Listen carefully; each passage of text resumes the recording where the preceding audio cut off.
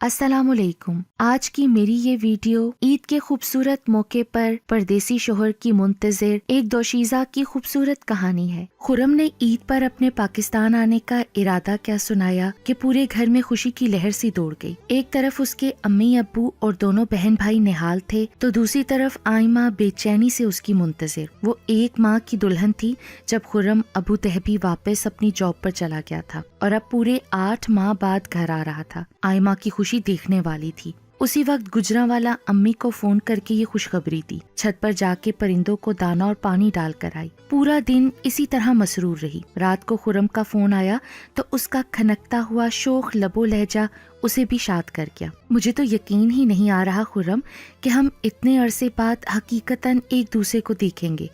मैं तो अभी से दिन गिनने लगी हूँ। आइमा कैसे कहूँ, खुद मेरा भी यही हाल है। सब कुछ एक ख्वाब की मानिद लग रहा है। मोहब्बत की कैफियत से सरशार खुर्रम कह रहा था, बस अब मैं ईद की शॉपिंग भी आपके साथ जाकर ही करूंगी। बड़ी ही मान से आइमा ने उसे अपने इरादे से आगाह किया। हाँ हाँ ज़रूर, क्यों नहीं, मैं हाजिर हूँ। बल्कि अगर यहाँ से भी कुछ चाहिए हो तो मुझे बता देना, लेता आऊँगा। खुर्रम, उधर से तो बस आप ही आ जाएंगे तो समझूंगी मेरे लिए सब कुछ ही आ गया। मुझे वहाँ से और कोई भी चीज़ नहीं चाहिए। खुले दिल से की गई उसकी ऑफर पर झट से आइमा का रद्द अमल आया। अच्छा, तो इसका मतलब ये हुआ कि आपके लिए मैंने जो शॉपिंग कर रखी है, मसलन परफ्यूम्स, मेकअप और ज्वेलरी वगैरह, वो सब इधर ही ना बांट आऊं? क्या ख्याल है? क्योंकि वो सब तो आपको चाहिए भी नहीं, इसलिए कि मैं खुद जो आ रहा हूँ।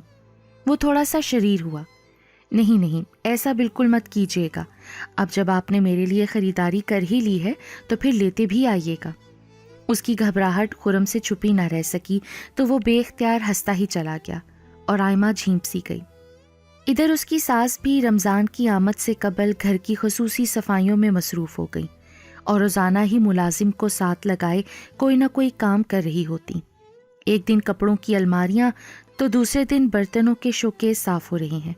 किसी दिन पंखे, खिड़कियां और दरवाजे वगैरह साफ़ करवाती तो कभी पूरे घर के जाले उतरवा रही होती। यही नहीं बल्कि पर्दों, सोफ़ों और कालीनों की धुलाई जैसे कितने ही मुश्किल काम थे जिन्हें करवाने में वो हर रोज़ जुटी रहती। आइमा इन सब कामों में बखुशी ना सिर्फ अपनी खिदमत पेश करती थी बल्कि लगे हाथ उसने अपना कमरा भी दोबारा सेट कर लिया। मज़ीद उसकी खूबसूरती बढ़ाने के लिए नर्सरी से सदाबहार पौधों के चंद गमले मंगवा कर अंदर और बाहर सजा लिए थे। वो तो जैसे ज़िंदगी की तरफ लौट आई। तमाम घर वालों के दरमियान मिल बैठना और बातें करना भी उसे अच्छा लगता, वरना इससे पहले तो वो ज़्यादातर खामोश रहती, अपने हिस्से के काम निपटाती और कमरे में आ जाती। बस ज़रूरत के तहत बात करती और फिर खामोश, एक लिए दिए वाला अंदाज था। उसके अंदर आने वाली ये वाज़ेह तब्दीली बाकी घर वालों ने भी महसूस की थी। खुर्रम को देसी घी और मटन से बने हुए खाने बहुत पसंद थे। इंटरनेट से उनकी तराकीब ढूंढ ढूंढ कर उसने कितनी ही डिशेस आजमा ली थीं। फिर घर वालों से दाद भी वसूल करती रहती। उसकी सास को घर का ज़रूरी सामान खरीदना था तो वो उस दिन सुबह जल्दी ही बाजार के लिए निकल गई। उनकी वापसी तक आइमा ने दोपहर का खाना भी बना डाला। दिल लगाकर पकाया गया आलू गोश्त ना सिर्फ देखने में खुश रंग था बल्कि जायके में भी बेहद लजीज बना। फिर साथ में बेसन के पकोड़े तलकर दही में डाल के रायता बना लिया। ऊपर से सफ़ेद ज़ीरे के भिगार ने उसकी लज्जत में इजाफा कर दिया। मीठे में झटपट तैयार होने वाली कस्टर्ड सवैयाँ तक बना दी। सेब और केले तो पहले से घर में मौजूद थे, वो भी काट कर उनमें शामिल कर लिए और ग्लासों में भर के जेली और ड्राई फ्रूट सजाते हुए उन्हें ठंडा होने के लिए फ्रीज़र में रखाई। अभी सलाद काट रही थी जब उसकी सास घर आई तो उसे सलीके और जिम्मेदारी से किचन संभालते देखकर बहुत खुश हुई। वाह भाभी वाह, कमाल कर दिया आपने तो। आलू गोश्त भी मज़े का हो सकता है, ये मुझे आज पता चला। इसे कहते हैं परफेक्ट मील, यानी मेन डिश के साथ एक साइड डिश और फिर स्वीट डिश भी खाने में मौजूद हो। नोमान, उसका देवर, खाना खाने के दौरान उसकी कुकिंग की तारीफ कर रहा था और मैं तो आपके बनाए इस पकोड़ा रायता पर फिदा हो गई हूँ। सच भाभी, दिल ही नहीं भर रहा। दूसरी बार अपना बोल भरते हुए उसकी ननद अलिशबा भी बोल उठी। फिर रात को खाने के बाद सुसर साहब भी कुछ ऐसी ही तारीफें करते पाए गए। میرا خیال ہے بیگم صاحبہ اب آپ کو ریٹائرمنٹ لے لینی چاہیے اور کچن ہماری بہو کے حوالے کر دیں. بھائی بہت کھا لیے آپ کے ہاتھوں کے پکے روکھے پھیکے کھانے. ارے بھلا میں کیوں اپنی بہو پر ابھی سے یہ ساری ذمہ داریاں ڈال کر فارغ بیٹھ جاؤں جبکہ میں یہ سب کام ابھی خود کر سکتی ہوں. ساری زندگی پڑی ہے اس کی یہ کام کرنے کے لیے. آپ فی الحال ان روکھے پھیکے، وہ ان الفاظ پر زور دے کر بولی، کھانوں پر گزارا کرے جو میں پکا رہی ہوں. میاں صاحب پر مصنوعی خفگی کا اظہار کرتے ہوئے آنٹی نے پیار سے اسے گلے لگا لیا جو پاس کھڑی ان دونوں میاں بیوی کی نوک جھوک سے محظوظ ہو رہی تھی. خوشبو کے جزیروں سے ستاروں کی حدوں تک اس شہر میں سب کچھ ہے، بس تیری کمی ہے. خرم اپنے کیبن میں بیٹھا احمد فراز کے خوبصورت شعر کو پڑھتے ہوئے بے ساختہ مسکرا رہا تھا جو ابھی ابھی آئمہ نے اسے بھیجا تھا کہ تیمور اس کے دوست نے اچانک پیچھے سے آ کر اس کا فون اچک لیا. اے یہ کیا حرکت ہے یار، چلو شرافت سے میرا فون واپس کرو. تیمور کی اس حرکت پر غضبناک ہو کر خرم نے اپنا فون لینا چاہا تو اس نے فون والا ہاتھ اوپر اٹھا لیا اور بولا، ارے ہم بھی تو دیکھیں کہ آخر ہماری بھابھی جان نے ایسا کیا لکھ بھیجا ہے کہ شوہر صاحب کی مسکراہٹ چھپائے نہیں چھپ رہی. تمہیں پتا ہونا چاہیے کہ کسی کے میسیجز پڑھنا یہاں قانوناً نہ صرف جرم ہے بلکہ تم جیل بھی جا سکتے ہو، سمجھے؟ یہ کہہ کر خرم نے اپنا فون حاصل کرنے کی ایک اور کوشش کی. اسی چھینا جھپٹی میں اسکرین آف ہو گئی تو خرم بھی پرسکون ہو کر بیٹھ گیا اور کہنے لگا، ہاں رکھ لو بے شک رکھ لو، لیکن اتنا یاد رکھنا کہ اس کا پاسورڈ میرے ہی پاس ہے. ارے یہ پکڑو اپنا فون، جاؤ معاف کیا. تیمور ہنسا اور فون اسے واپس کرتا ہوا باہر نکل گیا. ماہ رمضان اپنی تمام تر برکتیں اور رحمتیں لے کر نازل ہو چکا تھا. آئمہ بھی سب گھر والوں کے ساتھ روزے رکھنے اور دیگر عبادت کی ادائیگی میں دل و جان سے لگ گئی. سحری کی تیاری تو آنٹی خود ہی اٹھ کر کیا کرتی تھیں جبکہ افطاری اور کھانا وغیرہ وہ اور الشبا دونوں مل کر بناتی. اکثر آنٹی بھی ان کی مدد کو آ جاتی. یوں تھوڑے وقت میں سارا کام ہو جاتا اور کسی ایک فرد پر بھی بوجھ نہ پڑتا تھا. پہلا عشرہ اپنی رحمتیں نچھاور کرتا رخصت لیتے ہوئے اب دوسرے عشرے کی جانب بڑھ رہا تھا. سب کو اب بے چینی سے خرم کے اس فون کا انتظار تھا جس میں وہ اپنے آنے کی اطلاع دیتا. عشاء کی نماز اور تراویح پڑھنے کے بعد آئمہ کمرے میں آئی تو اس کا فون آ گیا. مجھے یہ بتاتے ہوئے بالکل بھی اچھا نہیں لگ رہا مگر کیا کروں آئمہ، مجبوری ہے. دراصل پروجیکٹ پر کام لمبا ہو جانے کے سبب ہمارے امریکن باس نے ہم سب انجینئرز کی چھٹیاں کینسل کرتی ہیں، لہٰذا چھٹی اب عید کے بعد ہی مل سکے گی یار.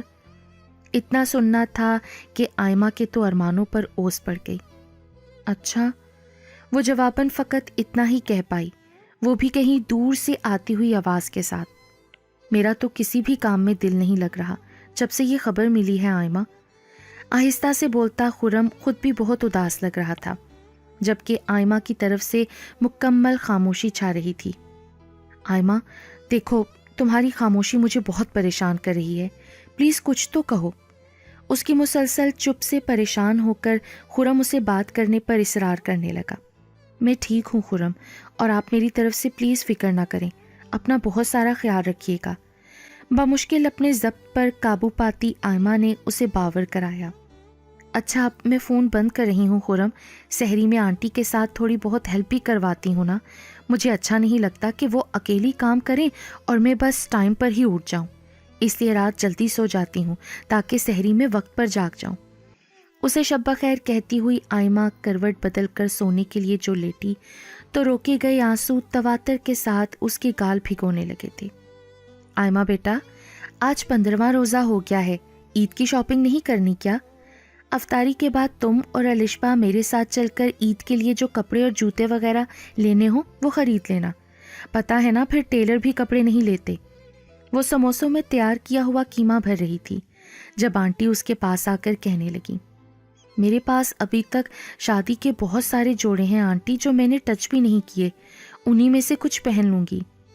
پھر بھی بیٹا، شادی کے بعد تمہاری یہاں پہلی عید ہے، روزے بھی پورے رکھ رہی ہو، کچھ نہ کچھ تو ضرور لو، مجھے اچھا لگے گا بیٹا. آنٹی کی بات پر وہ صرف اسبات میں سر ہلا کر رہ گئی. اس کے یوں بے دلی سے منع کرنے کی وجہ تو وہ اچھی طرح جانتی تھی، اس لیے انہوں نے بھی زیادہ اصرار کرنا مناسب نہ سمجھا۔ سسرال میں پہلی عید ہونے کے ناطے امی نے بھی بڑے اہتمام سے اسے عیدی بھجوائی تھی، جو آیان اس کا چھوٹا بھائی لے کر آیا تھا۔ کیک، مٹھائی اور جوسز وغیرہ کے ساتھ اس کے 2 عدد سوٹ، جویلری اور جوتے بھی تھے۔ آئمہ کے پسندیدہ برانڈ سے خریدے گئے دیدہ زیب رنگوں والے کڑھائی کے یہ سوٹ امی نے سلوا کر بھیجے تھے اور عیدی کے طور پر نقد رقم بھی دی تھی۔ امی، ناحق کپڑوں کو سلوانے کا تردد کیا ہے آپ نے، پہنے تو جانے نہیں، کون سا خرم یہاں ہوں گے عید کے روز۔ جوڑوں پر ایک نظر مار کر اس نے انہیں الماری میں رکھ دیا تھا اور الٹا امی سے شکوہ کیے جا رہی تھی۔ اپنا دل چھوٹا نہ کرو آئمہ بیٹا، اللہ کرم کرے گا، خرم نے عید کے بعد خیر سے آنا ہی ہے نا۔ ایک پردیس، اوپر سے پرائی نوکریوں کے معاملے ہوتے ہیں، کبھی نہیں بھی چھٹی ملتی، اس کی مجبوری سمجھو بیٹا۔ بجائے اداس رہنے کے گھر کے کاموں میں دل لگاؤ، ہنسی خوشی اپنا وقت گزارا کرو۔ اس کی بیزار طبیعت کو محسوس کرتے ہوئے امی نے بھی سمجھانا چاہا۔ تیسرا اور آخری عشرہ بھی آن پہنچا۔ تاک راتوں میں عبادت کا ایک الگ ہی سکون ہوتا ہے۔ آنٹی اور الشبا کے ساتھ مل کر وہ بھی رات دیر تک نوافل اور قرآن پاک پڑھا کرتی۔ اس کے علاوہ ان دنوں عموماً ایسا ہوتا کہ ساری فیملی کہیں افطاری پر جا رہی ہوتی یا پھر ان کے گھر کوئی نہ کوئی رشتہ دار خاندان مدعو ہوتا۔ ایسی مصروفیات میں یہ عشرہ اس قدر تیزی سے گزرا کہ پتہ ہی نہ چلا۔ آج آخری روزہ تھا۔ افطاری اور نماز مغرب سے فارغ ہونے کے بعد وہ بھی آنٹی کے ہمراہ چھت پر چاند دیکھنے چلی آئی۔ آس پاس کے گھروں سے بھی لوگ اپنی اپنی چھتوں پر جمع تھے۔ کسی نازک دوشیزہ کے باریک خمدار ابرو کی طرح آسمان کے ماتھے پر سجا ہلال مطلع صاف ہونے کی وجہ سے اپنی بھرپور جھلک دکھا رہا تھا۔ چھت پر ایک طرف کھڑی دعا کے لیے ہاتھ اٹھائے آئمہ کی آنکھیں خرم کا نام آتے ہی چھلک پڑیں۔ جلدی سے انہیں اپنے دوپٹے سے صاف کرتے ہوئے الشبا کی آواز پر چونکی، جو فون لیے اس کی طرف آ ہی رہی تھی۔ بھابی، خرم بھائی کا فون ہے۔ فون اسے تھما کر خود الشبا بھی دعا مانگنے کھڑی ہو گئی۔ یار کدھر ہو؟ کب سے تمہارا نمبر ٹرائی کر رہا ہوں، مسلسل بند جا رہا ہے، مجھے فکر ہو رہی تھی آئمہ۔ آئمہ کے فون کان سے لگاتے ہی دوسری طرف خرم بولتا چلا گیا۔ میں فون چارجنگ پر لگانا بھول گئی تھی خرم، ابھی جا کر آن کرتی ہوں۔ اس سے بات کرتی ہوئی سیڑھیاں نیچے اتر کے وہ اپنے کمرے میں آ گئی اور فون چارجنگ پر لگا کر خود بھی وہیں بیٹھ گئی۔ اتنے میں باہر ڈور بیل بج اٹھی۔ اوہ، اس کے منہ سے نکلا۔ کیا ہوا آئمہ؟ وہ پوچھنے لگا۔ خرم، دودھ والا آتا ہے اس وقت، دودھ لے کر۔ آنٹی تو اوپر چھت پر ہیں، آپ ہولڈ کریں، میں لے کر آتی ہوں۔ اسے بتا کر وہ کچن سے برتن لے کر گیراج تک گئی اور مین گیٹ کھول کر دیگچی دودھ والے کو پکڑا دی۔ ایک دم ٹھٹکی اور پھر ہونک پن سے دیکھتی رہ گئی۔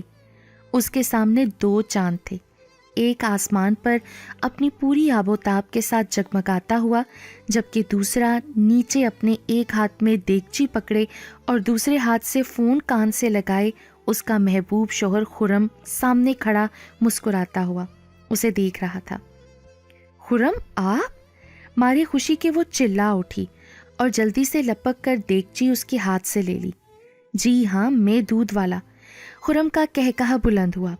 آگے آگے سسر صاحب اور پیچھے نعمان کو سامان کے ساتھ گھر طرف آتا دیکھ کر صورتحال کسی حد تک اسے سمجھ میں آ ہی گئی، کیونکہ وہ دونوں افطاری سے پہلے ہی گھر سے چلے گئے تھے اور اسے یہی پتا تھا کہ ان کی افطاری باہر کہیں دوستوں میں ہے۔